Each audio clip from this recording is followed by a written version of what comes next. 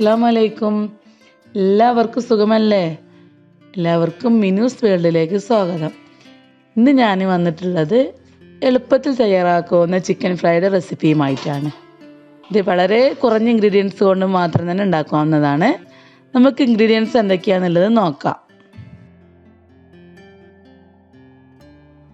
ഞാനിവിടെ ബോൺലെസ് ചിക്കനാണ് എടുത്തിട്ടുള്ളത്. 500 ഗ്രാം ബോൺലെസ് ചിക്കൻ, 2 കഷ്ണം ഇഞ്ചി, ഒരു 6 അള്ളി വെളുത്തുള്ളി, 2 പച്ചമുളക്, ഒരു സവാള,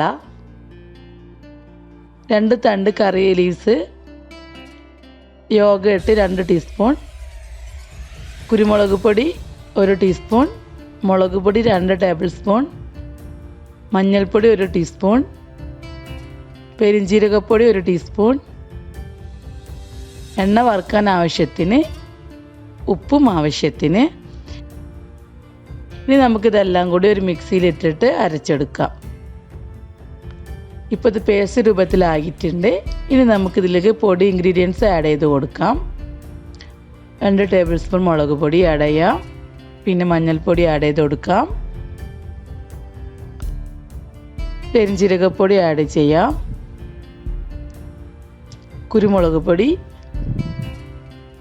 2 ടേബിൾ സ്പൂൺ തൈര്, ആവശ്യത്തിന് ഉപ്പ്. ഇതെല്ലാം കൂടി നമുക്ക് ഇനി മിക്സ് ചെയ്തെടുക്കാം.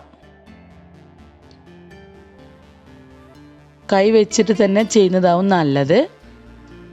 ഇപ്പോൾ ഇതാ നമ്മുടെ മസാല റെഡി ആയിട്ടുണ്ട്. ഇതിലേക്ക് നമ്മൾ കട്ട് ചെയ്ത് വെച്ചിട്ടുള്ള ബോൺലെസ് ചിക്കൻ ഇട്ട് കൊടുക്കാം.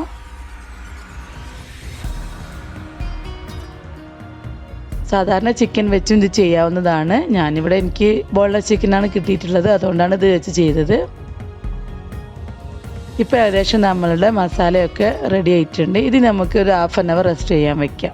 ഇപ്പോൾ ഇതാ നമ്മൾ ചിക്കൻ റെഡി ആയിട്ടുണ്ട്. ഇനി നമുക്കൊരു പാൻ അടുപ്പത്ത് വെച്ച് ആവശ്യത്തിന് എണ്ണ ഒഴിച്ച് അതിലേക്ക് എണ്ണ തിളച്ച് വരുമ്പോൾ ഒരു തണ്ട് കറിവേപ്പില ഇട്ട് കൊടുക്കാം. എന്നിട്ട് ഓരോ പീസസ് ആയിട്ട് ചിക്കൻ ഇതിലേക്ക് ആഡ് ചെയ്ത് കൊടുക്കാം.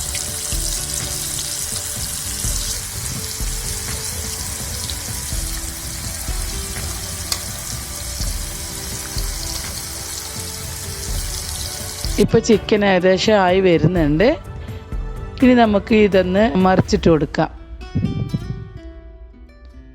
ഒരു സൈഡ് ആയിട്ടുണ്ട്. ഇതുപോലെ മറ്റേ സൈഡ് നമുക്ക് മറിച്ചിട്ട് വേവിച്ചെടുക്കാം.